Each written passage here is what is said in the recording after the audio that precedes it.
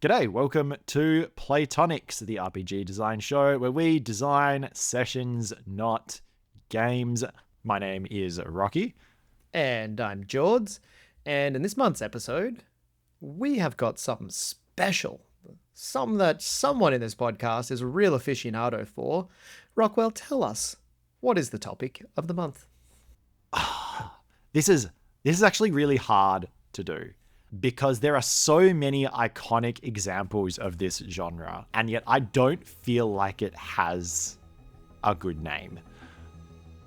We are talking about Stranger Things, but also E.T., but also Super 8. It's kids on bikes solving mysteries, usually of the paranormal or supernatural or vaguely spooky or science fictional kind. They're usually set in the 80s, the kids are usually preteens, and you're probably thinking of like half a dozen of them literally just from that description. A group of rapscallions. Yep. Young scamps, scallywags, scoundrels. Yes, scamp is the best word for them, right? Yeah. We got a bunch of scamps who are living their lives, and then a unusual occurrence happens to their small town. And then we have a mystery, an uncovering, a battle between the adults and the kids, typically, culminating in some, like, incredible climax. Yeah. There's a lot of trappings of it, and a lot of it is nostalgia, which is quite funny for me because I have never been alive in any 1980s years, but a lot of this is like 70s and 80s nostalgia, either because a lot of these films were made around that time, or like Stranger Things, they were deliberately made to tap into that nostalgia. Super 8 as well, deliberately made to tap into that nostalgia.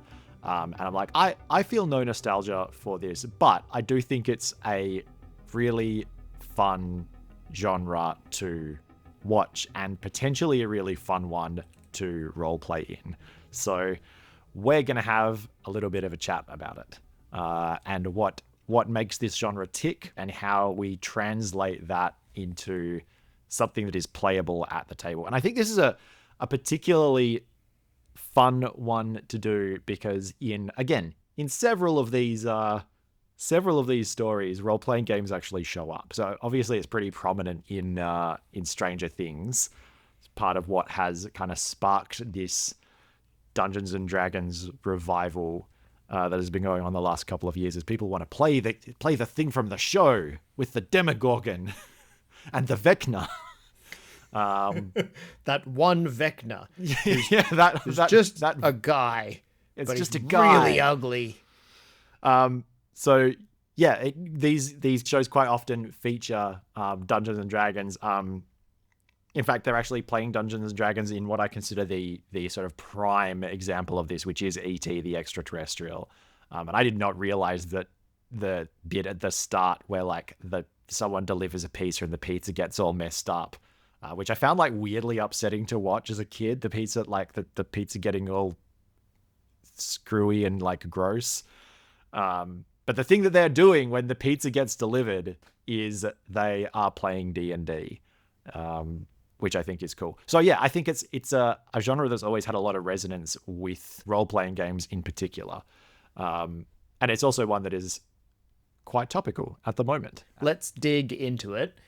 What are the pillars of this? What are the anchors, the foundations upon which this trope and genre are built? I mean, I think a lot of it's there in the made-up title, but I think you have some kids, right? Like the protagonists are kids. I think that's really important. It's not the X-Files, it's not the Twilight Zone. Adults doing these things feels different in a bunch of ways, but mostly ways that are to do with, I think, violence and danger. Mm-hmm. I mean, I remember years ago us discussing this about Stranger Things and how the encounters the kids have are substantially different to what the adult plot lines are. Yeah, the kids are, and I think the writers have even said as much, like, especially for the first couple of seasons, like the kids are in this like fantasy adventure and the adults are in a horror film. Like the kids are having a grand old romp, and the adults are sort of dying left and right, being like horrifically mauled. And as the kids get older, they start to age into the horror film and out of the adventure film. And I think that's what it is. It's the fact that it's kids makes it a tone thing. It sets the tone. So yeah, I think the protagonists being kids, as always, or as so often with this, who your characters are, what kind of person your characters are, is quite important, and putting some constraints on that is quite important. So we're looking for an upper age limit of the last year of what we would call like middle school or primary school. Like we're looking for that kind of 12 years old. It is like, and that is what so many of the plots are. So many of the plots are like coming of age stories. They are like, what's the German word? Bildungsromans. Oh, you know? I was just about to say Bildungsromans. They're stories about kids learning to accept these things that are bad in the world, like loss and grief and death, through the medium of like something supernatural. In a lot of ways, they're very fable-y, right? Like they're modern fairy tales. I mean, they do really tightly map to a hero's journey structure. Like in Stranger Things especially, there is a literal other world. They cross a literal threshold to a new place, and there is a cost that is paid, and the hero comes back changed. In this case, the whole party. They come back changed, having paid that toll. So it's very tight on a hero's journey. We're just doing it with an entire party. I think if you look at stuff like E.T. and Super 8 as well, it's similar, right? Like they are innocent kids. They have this encounter with an otherworldly being. They develop a relationship. They develop a bond with it, and then the otherworldly being leaves, and we know that it's never coming back, right? Like E.T. does not return, you know, and Elliot does not become a paranormal investigator and like spend the rest of his life looking for sightings of aliens. It's like this is a formative moment, but like once it's over, kind of the magic is gone. Yeah, and very much that magic coincides with them growing up. Yeah, and they've grown up, which I think is why it's so interesting watching Stranger Things like stretch this storyline probably to the limits. Like, how long can we pull out a coming of age story until it's just coming of old? Exactly. It's like all the kids are basically grown up now, and so coming of age has to mean a different thing. But we've gone through that period now where they're in high school and they're drifting apart already, and it's like, oh, it just doesn't hit the same. Yeah, and I feel like that's supposed to happen like after, the summer where everything happened. Yeah. There's another layer that I want to put over the top of this, like innocence lost growing up as well. And that's, I'm not quite sure how to phrase this, but like trust in the state and the systems. In a lot of these cases, the antagonist is the government, right? Supernatural thing occurs, men in black show up and try to shut it down. Yeah. And there's, I think, an additional layer of like, you've kind of got two types of adults, right? You've got like the men in black who show up and kidnap you and interrogate you, but not want in like to take your new way. friend and dissect them and find out what makes them tick. You got like the real classic 80s science trope of the only way to learn something is to cut it open. But the flip side is like all your normie adults believe none of it. Yeah, they're right? like totally oblivious to the whole thing. And when you come to them with stuff, they'll be like, that's just your overactive imagination. So yeah, adults are either like antagonists or useless, which I think makes it so interesting that this is a coming of age story. This is a story about you becoming an adult. Yeah. And yet it's like all of the adults in the story are bad or useless. Like, the what are we becoming? Is, did any of those useless adults ever have this formative experience? Did they ever encounter the thing? Or have they just grown up and been like, no, I trust the government. I trust the powers that be. That's the way things are. I'm a patriot. I've just had a thought, which is like, you know what this is? It's Peter Pan, right?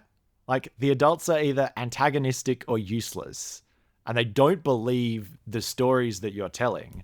And that was what kind of cinched it for me, was like, do you think the adults have had this experience? And like, that's the last scene of at least the Disney version of Peter Pan, is like, the dad's like, I haven't seen that ship in a long time, implying that he has also had this experience and just Gone on a magical, transformative journey and grew grown up, but then forgot.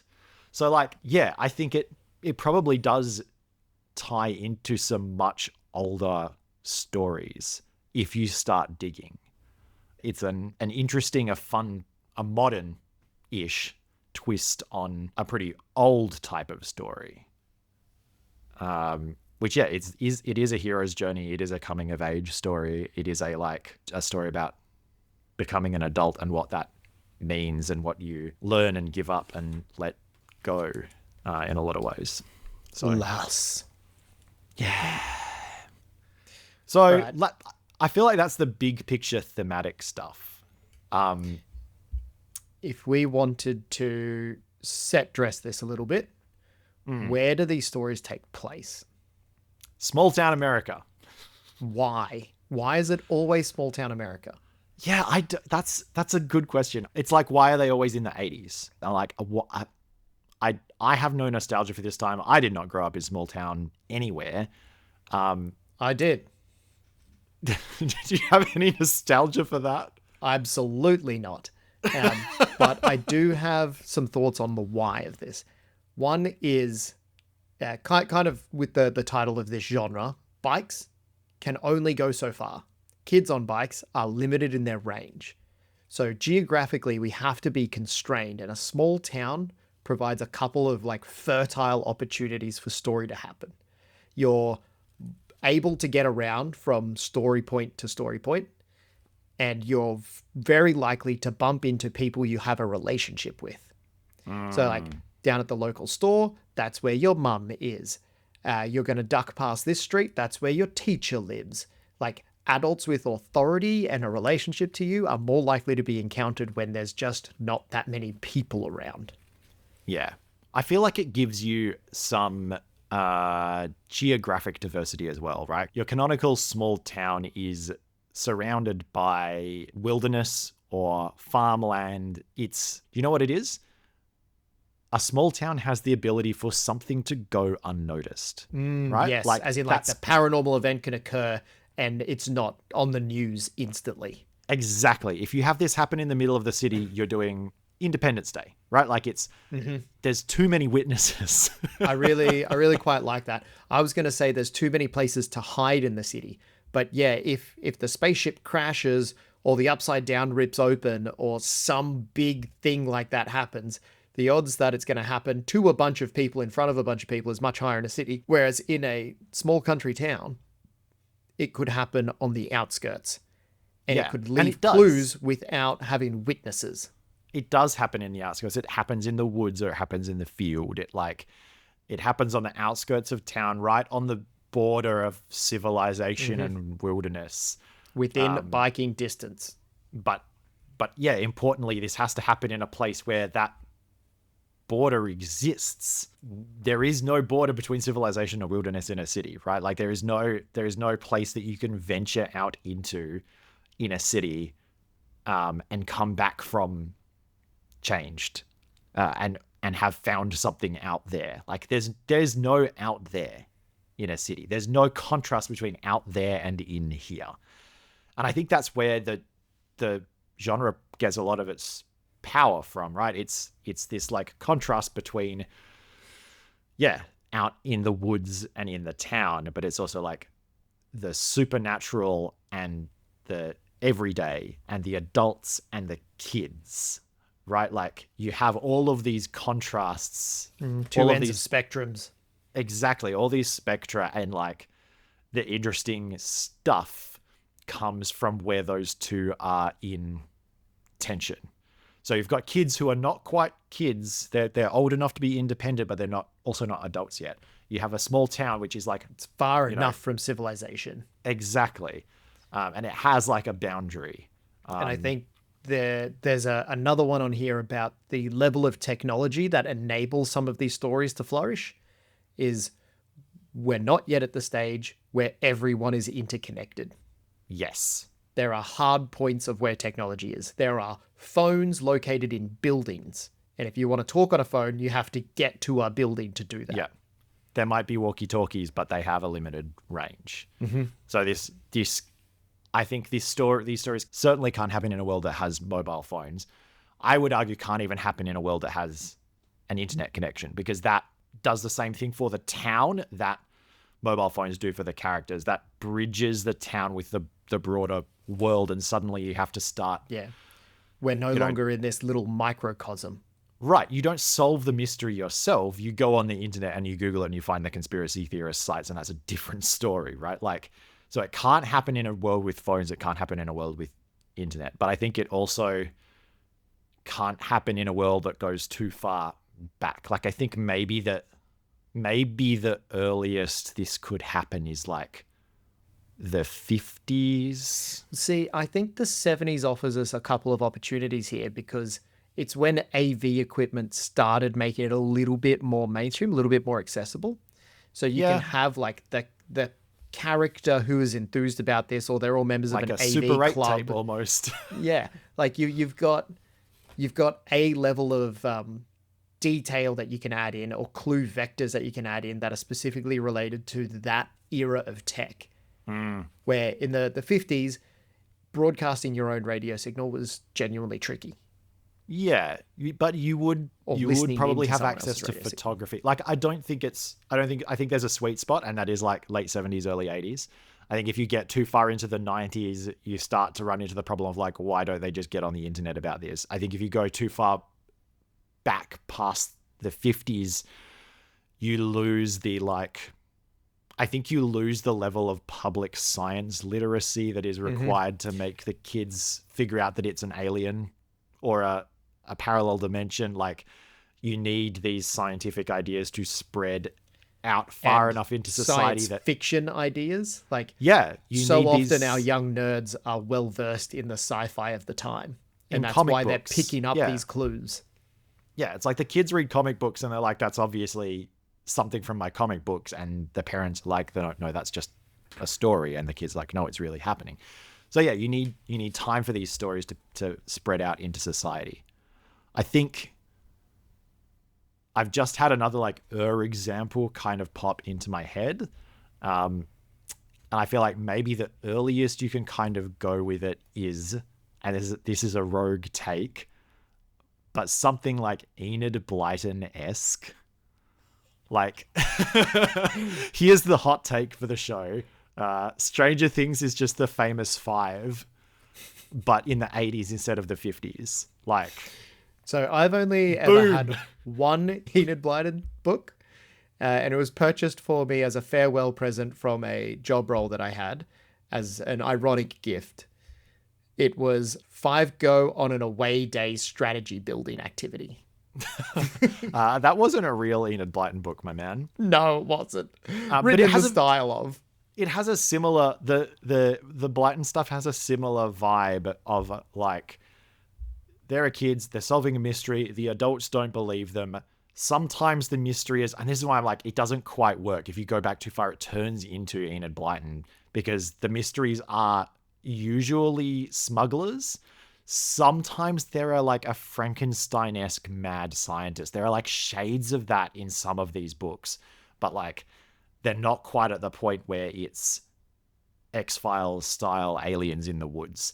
It's like a human mad scientist doing some funky experiments. Rogue electromagnetism.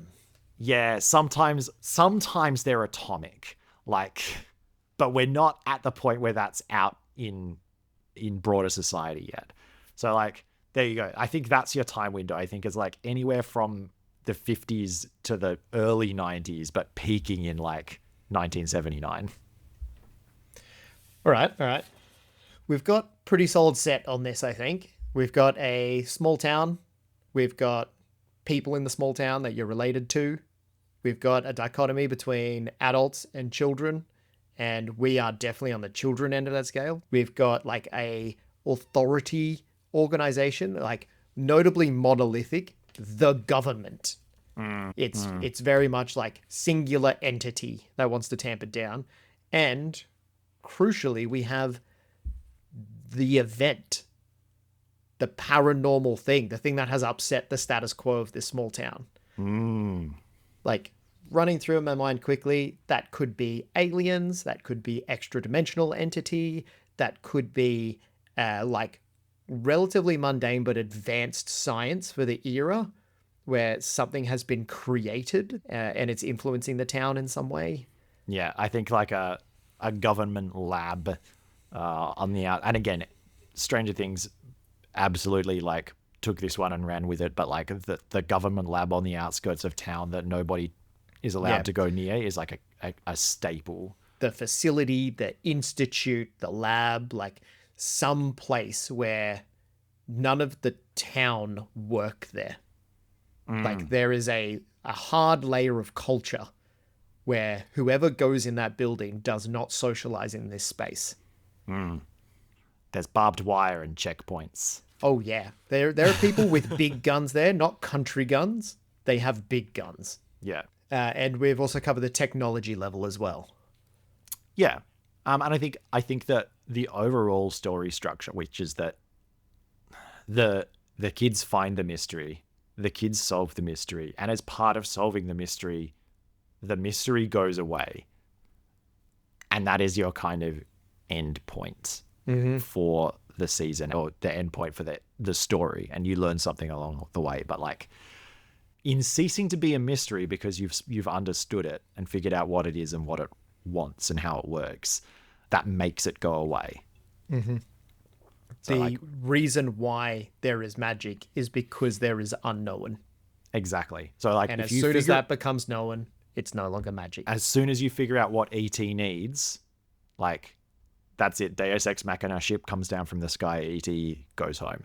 Like, as soon as we figure out what the alien in Super 8 wants, like, that's it. He, flies away. I think in the water tower. Like, I think he ends up turning the town's water tower into his ship. We can assume that in Stranger Things, when they get to, even if you look at an individual season of Stranger Things, right? Like, once they figure out what's going on, the resolution is swift. Yeah, I feel like season 1 is the epitome of this example, right? Yeah. We spend the whole time figuring out what is the Upside Down, and then out of the, like, what was it, 8, 10 episodes?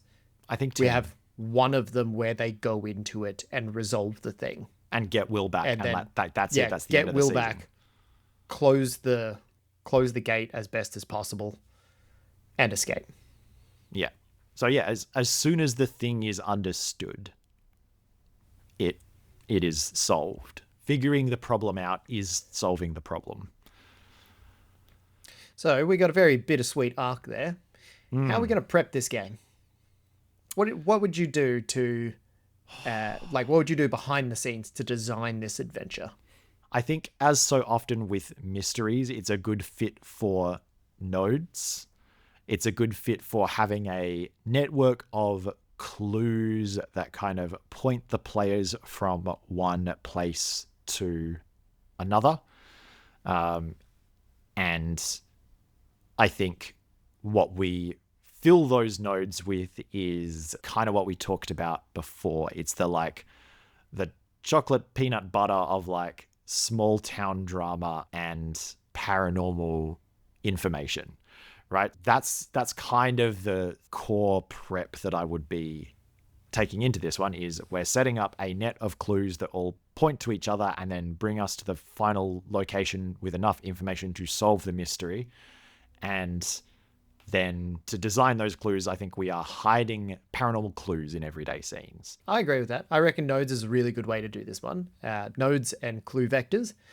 There are two things that I want to have before I get to that stage, though. I want to, first of all, I'm going to define what the event is. So where we're going to choose, like, this is the thing that it's going to be. If it's the alien, this is the alien, this is its motivations, and this is the effect that it would have on the world. So these are the clues that it could leave behind. Or if it's like a paradimensional split, then the upside down is a great example. This is what happens where the upside down interfaces with the world. There are black tendrily things. There's a substance that's like dark red and almost blood-like. Plants grow strangely around there or wither and die. There's that weird floaty stuff in the air. Yeah. That little sparkly, almost like ash floating around. Come up with a couple of things like that are like, these things are true about it. And for you, that won't be magic, but for your players experiencing it for the first time, oh yeah, you come to this place and you notice that there is an unusual floating, like almost like a colloidal mix in the air. Always too small for you to ever to touch or grab one, but it's there. It just keeps catching the light, like, and distracting you from the corner of your eye. From your battery-driven flashlight. Yeah. So I would start with that as my first thing. And then I would draw out a loose version of what the town looks like. So might even just grab a small town map off Google and then slap that down with like some broad geographic areas. Like, these are the woods. There is a ravine here. There's like an old road that heads out that way. This is where the cluster of town buildings and houses are. This is the railroad. Like, this is where the facility is. Yeah. So loose structure, but like geographically anchored. Yeah. And I think that, again, if we're thinking about nodes, that gives you a substrate to start building your nodes on. You know, you can have kids going to the school or going to this person's I think house. it's worth prepping those things. I reckon it's absolutely. worth having like, what are the key things in these kids' lives? It's the small businesses where their parents work. It's the school. It's the library. It's their homes. Like, just a quick circle on the map for whatever they are. Yeah, absolutely. And like, you could even get the players involved with it. Like, hey, show us where your house is, you know, on the map, and tell us what it looks like on the inside. I think collaborative world building here is a huge thing. What I really want the players to be doing is establishing what their house looks like, but more importantly, establishing their relationships with people in this town. Because I think we build out a relationship web which creates your NPCs for you. Yeah. And it shows, like, the players will start with their characters already being tied to the world and them knowing how they are tied because they've defined it. Yeah. And I think that network of places and people, each one of those then becomes someone that you can give a clue or not give a clue. Exactly. I think your clues here can be like floating vectors that it's only when the characters hit that node that this clue is attached to it. So Mum works at the hardware store, and I know that my thing is magnetic in some way. Like, there is a magnetic phenomenon when this thing is around, and all of the things with magnets in them start falling off the shelves. Yeah, or like all the nails start like sticking to the roof, or like all the metal stuff starts misbehaving. Or someone came in and bought, like the soldiers came in and bought all the nails, like anything with iron in it. Yeah, I love that. That's a real good one. Like we've smashed two nodes together.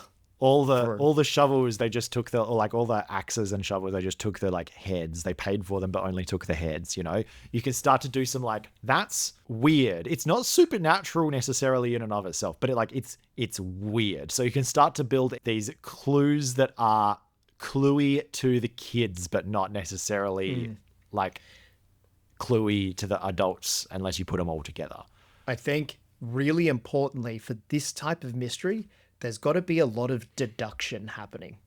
Yeah. So you've got, like, you can't spell out what the thing is. You can't say, oh, well, the phenomena is magnetic, which means that all of the... No, you just drop enough vibes that the players would be able to draw the conclusion that, yes, anything that could be attracted to a magnet has been purchased from here or taken from there or stuck to the wall in this place because it couldn't go any further. And critically, I think this is... Sometimes we talk about things where it's like actually with enough buy-in from the players, like it doesn't matter whether the players know what they're heading towards. I think in this, the players and the characters both have to be solving the mystery together. Yeah. Right? This isn't one of those ones where you can come in and pretend not to know what you know. Right? Like, this is one of those ones where, yeah, the players are also solving a mystery alongside the characters, and the player knowledge and character knowledge are one and the same. Strong alignment between the player and the character. I think that there's an interesting implication of that as well, and that's that our characters are only trained up to the end of middle school, which means that all of the clues that you are dropping should be resolvable by someone with that level of knowledge, that level of content understanding about the world. So no, like, I mean, that's fancy a high-flying nice low science. bar. Yeah. As like anyone who has ever run a session with like a D&D puzzle, like, you know, you pull them out of books for toddlers because it will take your party an hour to solve one of those. I mean, yes, but it also, like, it frees you up to just, like, straight up give the players information, because the clue is only a clue in context. And the reason the kids are the ones solving the mystery is because they have the freedom to scoot around town on bikes. It's the summer holidays.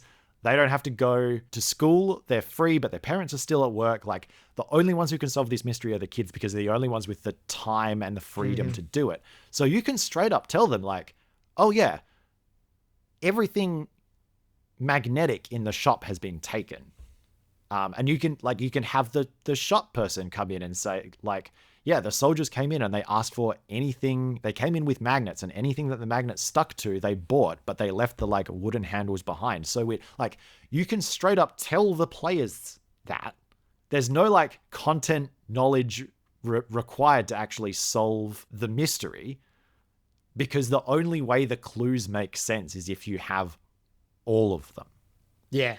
Right? Like, you don't need to say, like, well, anything with, like, these ferric alloys, blah, blah, blah, blah. It's like, you don't need to do that. You can say, like, yeah, the soldiers came in, they asked for everything magnetic. You can give them that information, because the solving of the mystery is not in the solving of any individual clue. Otherwise, the adults would have done it. The solving of the mystery is in piecing them all together. Yes, but I really like the aha moment that the players get when, like, there's 2 or 3 clues that they draw the context out from. So, like, I think if you have that one little layer, it will probably make for a longer game, to be fair. Like, the deductive reasoning is always trickier and has the potential to introduce red herrings where the players make wrong conclusions. But when that plays out, when they're like, oh, they bought all of these things because they're magnetic, and that means that, and then they point the finger towards the phenomena. Like, once you've got this dynamic here where it's, we have the deductive reasoning to understand what the thing is and use that information to advance the plot. Where should we go that has the most iron, steel, whatever it is? There's a steelworks outside of town. Steelworks outside of town. Yeah. So, like, I think that chain of thought, like, when the players have that and it plays out in front of you, it makes you feel very clever because you've designed a mystery that they've solved, or at least a clue lead that they've resolved. But also it makes me as a player feel clever that I've picked up these breadcrumbs and pieced them into a loaf. Yeah, I think that's true. I don't think you want all your clues to be like that. I think you want your mystery to be, or your node network to be robust enough that even if they don't piece that together, they can still solve it. I think because there's also a moment that you can get after the episode or the whatever has ended, where they're like, what was with all of the this and the this and the this? Yes. And then you can, as the DM, be like, okay, well, what do all those things have in common? Oh, they're all magnetic. And they're like, it was there all along. Like, the it was there all along moment can be just as, I won't say satisfying, but it can be just as fun. It's the second watch of the movie when you know the twist. Exactly. So that can cause them to go back through all their notes, back through all their recontextualize clues. A bit. That can be fun too. It is. So I think it's fun either way. I think the important distinction to make when we're prepping this out is knowing which one of your clues are deductive, but don't necessarily progress the plot on its own. Like, they don't point to a new location to achieve more clues. Like, there are some clues that are going to be like, oh, we go to this location. This person just said they saw the military guys hanging around your dad's house.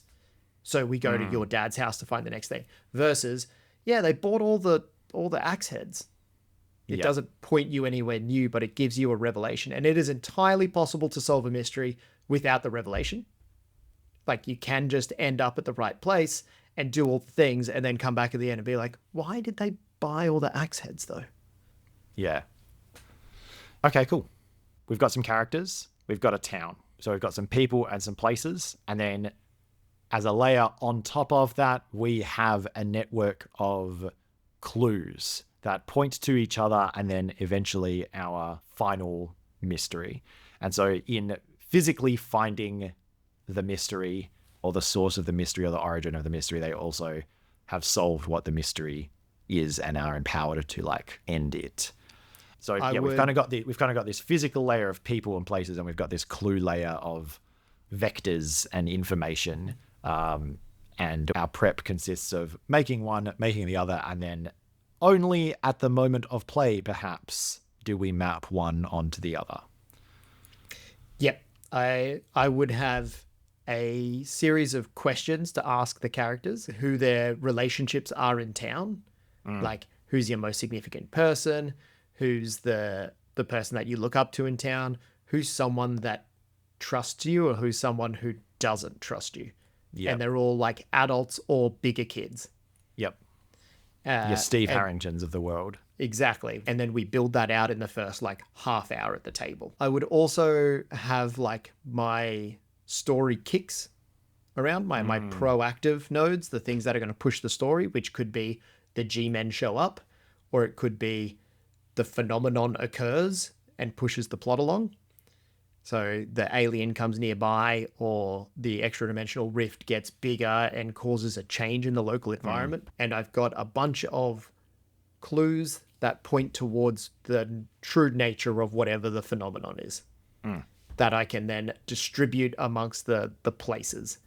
And one of the ways that I would probably build this out is I would have quite a few nodes, because I'm not building them in advance. We're building them together at the table. So I can have things that are just a name, and then we're building the story into them, the context of it. This one just says hardware store, and then later on you say, that's where your dad works. Boom, we've built that. Great. I'm not prepping this. This is where my dad. This is where your dad works. Like, tell me about it. What does it look like? Yep.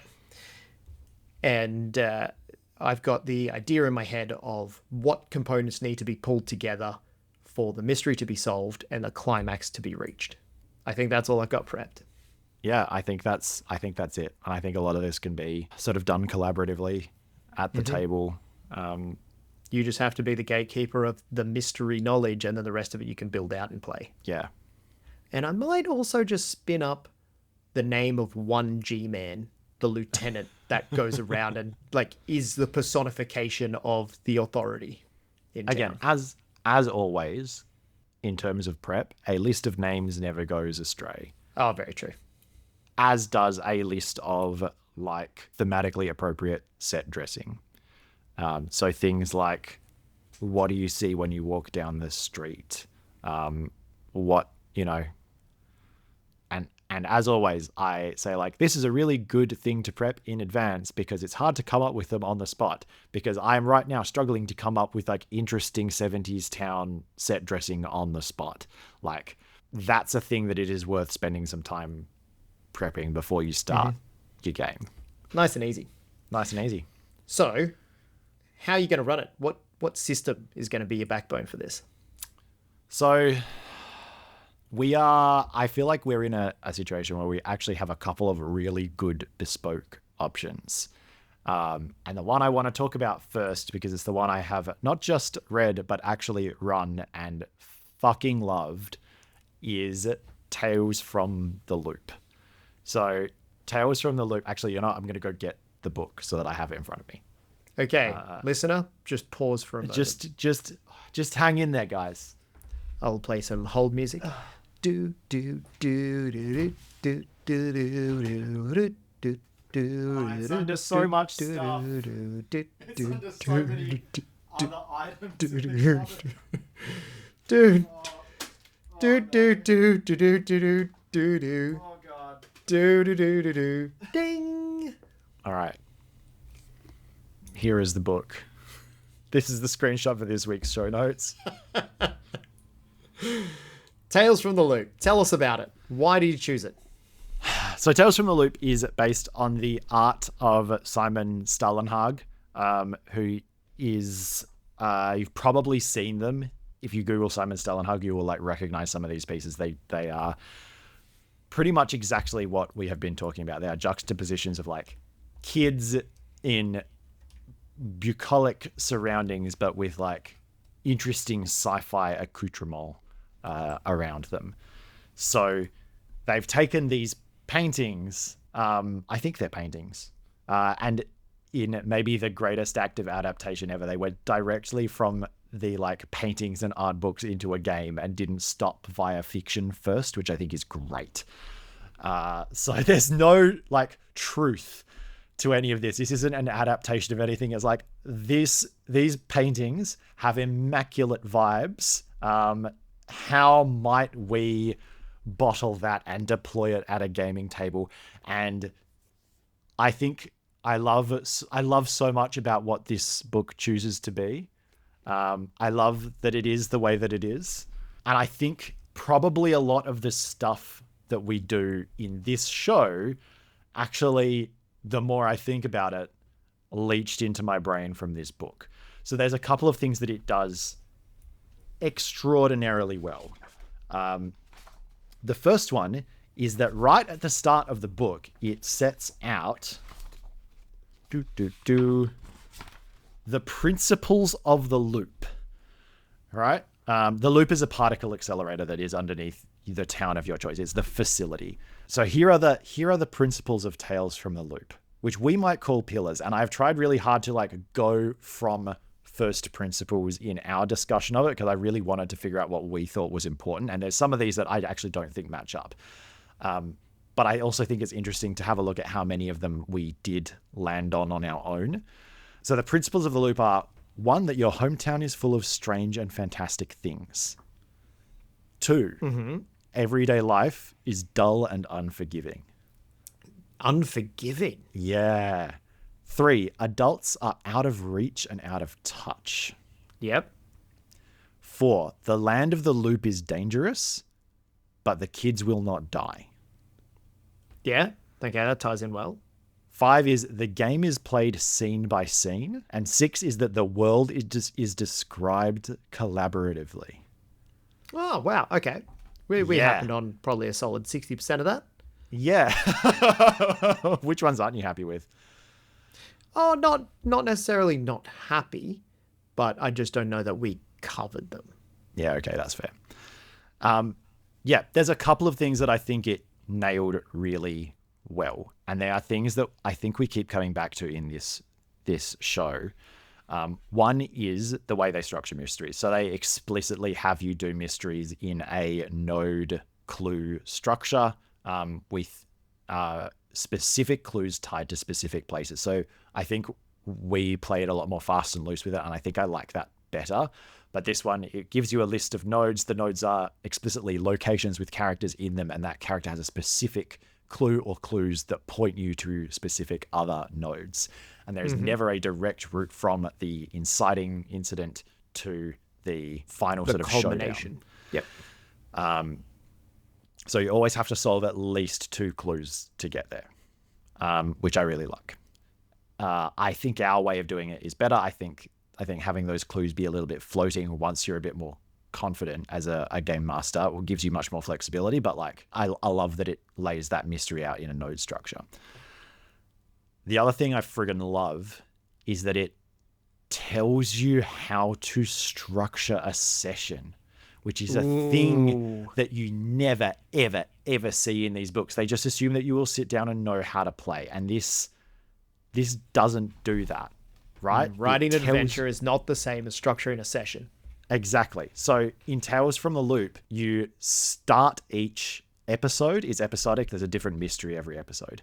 You start each episode with an opening montage, right? Which is everyone gets a short scene where they are the narrator. They are in charge. They are in control. And they describe what their kid is doing at the start of the episode. We go around, we do a really quick one. Establishing a status quo. Yeah. That scene has to be mundane, right? So there's a typology of scenes. Scenes are either like mundane or fantastic. So we go around, we do the opening montage. Everyone gets a mundane scene. We learn something about their characters. Obviously, we have, I feel like for us, the now standard, every kid has a bond and like a rivalry with another character. They're rewarded if they bring those into play. They also have an adult touchstone who can, that's essentially how you access healing, is you go to your trusted adult and spend some time with them and like allow them to care for you, but you must narrate how they are caring for you. I was going to say, you said before that you can't die in this game, so it's all narrative effect. Yeah, so the kids can be... hold on, let me find the descriptions. If the kids take damage, they can be upset, scared, exhausted, or injured. And then you get to choose which one you take. So if you have to take a condition, the GM says you take a condition for failed rolls, you choose which one to take. Chooses, consents to it. If you have taken all 4 of your conditions, then you take broken, which is just like, oh God, it's like, you're not dead, but like you're broken. You're in a bad way. And when you're broken, you automatically fail every roll until you can talk to your trusted adult. So it's like, there's so much thematic good stuff in there. But the bit that I like the most is it explicitly tells you how to run a mystery. It tells you start with this opening montage. After the opening montage, the game master narrates a scene where they provide an inciting incident, right? Something mysterious happens that only the kids know about. And then you rotate between players and the GM, where you are taking turns to run a scene and describe where you go. But you're also, and this is the really important part, you're also alternating between everyday scenes, so like mundane scenes, and scenes where you're solving the mystery. So you might have a scene at school where you have to like deal with your homework or the fact that you're late. And then you have a scene, at the old abandoned factory after school outside of town. So it has these like... That's something that we didn't touch on that I think is really important, actually. Yeah. Like anchoring your characters to the mundane world where, they're on summer holidays and they're off doing their things, but they still have obligations. You still have like pocket money and homework and all this stuff to deal with. Yeah, they still have like this perception that you have to be doing the chores. Exactly, which I love. So it gives you this explicit structure in like you take turns narrating scenes as players, but you also alternate between fantastical scenes and mundane scenes, which gives it that contrast, which is kind of the whole thing. Yeah, when everything is fantastical, nothing is fantastic. And I think it explicitly calls that out in the book. It's like, if everything is fantastic, nothing is fantastic. So it gives you all of these. It says you have a showdown, which is a big sort of conflict. And then once the problem is solved, you finish once again with a montage. You go around and you describe how everyone has what they're doing now and how they've changed. And that's it. That's the whole game. You start with a montage. You find 3 clues. You alternate scenes between everyday life and like finding clues. You have your showdown. You finish the game with another montage and like cut it there. I wish more games did this, right? I wish more games gave you, and obviously I wish that because we made a whole podcast about that. The cynical thing is I'm glad they don't, because it gives us so much grist for this mill. I wish more games were like, this is how you should structure a session. This is how you make a session that feels like the genre. It feels like this has been a purpose-designed game to emulate this. Yeah. This story. And I wonder how much of that is because it started as like, they went straight from art and vibes with no content. With vibes. Like the paintings are all vibes. So I wonder if it's because they went straight from vibes to the game and didn't try to cram in all of this lore. Like you can imagine a Stranger Things role-playing book is going to be just filled with, GM notes about how the Upside Down works. And like, there's a bit of that in this, but it is all in service of running the adventures. There's nothing in there. There's no lore that exists outside the adventures that are in the book. There's nothing in there that's superfluous. It's all actionable. It's all actionable lore. Yeah. It's not just gratuitous world building. Yes. So by definition, it is something that the players can engage with and choose to undertake a course of action based on that information. Yes. So there is just enough lore in there to, give you some things to springboard off as a GM. And also there is some lore in there that is just like to justify being able to use the art as set dressing, which I don't mind. There's a bunch in there about magnetrine ships, which are the like flying sky ships. I was like, it doesn't matter that how they work, but we've put like 2 sentences about how they work in there so that we can have them in the background, Yep. So it's either in service of the clues or it's in service of like cool set dressing, which I think is equally acceptable. So yeah, I love this game. This is what I would run it in. Even if I were not playing in that game world, I would use that system and that session structure, because I think it is a really, really good fit. Are you ready for what I would run it in? What would you run it in?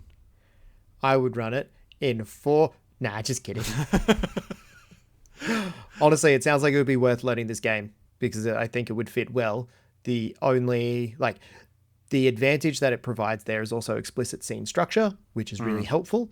I was thinking of going something super rules light, like Roll for Shoes. Yeah, all right. Like, Roll for Shoes is like simple enough that it gets out of the way. You build your character through the play. So if you want to be like, I'm the person who knows everything about AV equipment and radios, you do that by interacting with AV equipment and radios, and you get progressively better. And I would just ask my players to make lots of rolls all the time because that builds out your character skills. Yeah. If you haven't heard of Roll for Shoes before, check it out. It's about 6 sentences. It was written in a tweet, I believe, originally. It is a micro game, and it's super simple, super fun. Yeah, I think that could be super, super fun. Because you get to go in with like a high concept of your character, but you also get to learn a lot about what they're good at. Absolutely. And I think that fits well with the child vibe. Yeah. With the like, I'm a 12-year-old and I'm figuring out my place in the world. Oh, man. I'm literally building it as we roll. Can I tell you what game I wouldn't run it in? Yes. I feel like I have to bring this up, and it's kids on bikes. Ooh, that's controversial. I thought that was going to be your pick because I know you have at least read that. I thought that would be your pick for this one. I haven't played this game at the table, but I bounced off it a little bit because the mystery is collaboratively built as well. Oh. In a way that I think makes it hard to tie truths about the phenomena into the world. Yeah. And for me, that means that we'd miss the opportunity for that good deductive clue reasoning. A collaboratively built mystery is just not a mystery. Yeah, like if we're deciding what the mystery is as we go, I don't think you get the same. It is a different type of story to be told, and it's not the kids on bikes story I want to tell. Yeah. Tales from the Loop is interesting because it's very collaborative in the players will take narratorship for a scene, but the ownership of the clues is always with the GM. Yeah, see, I'm a big fan of that as a style. Like, we get the players to collaborate building the world, but the truth of the mystery is hidden from them, and it is earned during play. That's what I want to see. Yeah, I like that. I like that a lot. Oh, that's disappointing. Again, I haven't run Kids on Bikes, but it has a good name for this genre, so yeah. So, running in 5e. Just don't. Yep. Love that. I think you lose all of the magic of this genre If there's when magic. you introduce literal fucking magic. And when someone has the message spell, or like sending, it just really undoes the like information is limited by it's geography. exactly the same as them all having phones. Yeah. Yep. I think if you were going to do it in something resembling D&D, you would go for... Have you ever seen that Penny Arcade comic, The Lookouts? So it's one of their little like The answer is narrative yes, but I don't remember it. Side hustles. But the idea is like there's fantasy Boy Scouts, basically, who will be rangers when they grow up, but they're not yet. Oh, yeah, I remember this one. Yeah. So I think there's room to do something maybe Lookouts-esque. What you lose if you're playing in a fantasy world is the like, nobody believes you. Because Yep. That's there are commonplace stuff. obviously monsters in the forest. This guy can turn into animals. Yeah. Obviously, there's unusual stuff. So yeah, you miss out on a lot of the environment that is required to make the story succeed. Yeah, and a lot of the tension between, like, as you were saying, magic and not magic, adults believing you and adults not believing you, like, you can still go through the motions of solving a mystery as low-level characters, specters, kids, but, like, I think you lose a lot of the tension between fantasy and reality that makes the genre a bit special. Yeah. In the case of 5e, you lose the mundanity. Yeah, anchors exactly. the world. It is exactly what you were saying. Like, if everything is fantastic, nothing is fantastic. It's like, well, in 5e, everything is fantastic, and not in the, like, good way. So we have definitively ruled it out. If you want to hit these vibes, it can't be done in that setting with that system. I don't think it can. Last question is, would you run it? I am obviously would, because I have, and I can't wait to do it again. You? I would definitely give it a crack. But I think I would rather play in this game. Should I GM one for you then? Yeah, go for it, mate. I think that can be our first actual play episode. We've done like a whole season of prep, and I was like, good, now we're going to do our actual play podcast. Don't make promises you can't keep. That's not a promise, but I'm also not ruling it out. All right. Are we done? I think we are. I think we're done. Thanks for listening, team. Thank you for joining us once again. This has been Platonics. I have been Rocky. And I continue to be Jords. Excellent. You can find us on the internet at playtonics.net. That's playtonics.net. If you enjoyed the show, please send it to your game master and ask them if you can have a go at this, please. If you are a game master, send it to another game master whose opinions you respect or don't respect. I'll definitely send it to the ones you don't respect. That's such a snarky move to be like, you need some upskilling. Listen to these guys. Yeah. And look, we're happy to have that conversation for you. If you want to leave us a review wherever you're listening to this, absolutely do that. And we will catch you next time.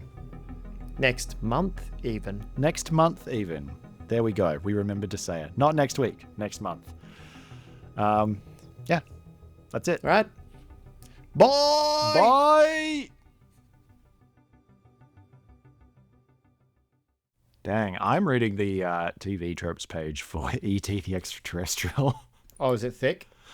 It's apparently in the novelization, E.T. has like a full-on backstory. I'm like, oh, this doesn't make it better. No.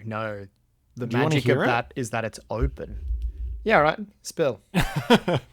So E.T. is a 10 million year old member of a low-grade hive mind. When he is cut off from his group mind, his body, not equipped to handle isolation, begins to break down, hastened by Earth's very high gravity. Citation needed. His telepathic bond with Elliot slows the process, but also makes him an accidental parasite, draining Elliot. When his ship gets in range, he automatically reconnects with the network, which immediately halts the decay and heals him. I don't think that makes E.T. any better. Doesn't feel like canon. Mm.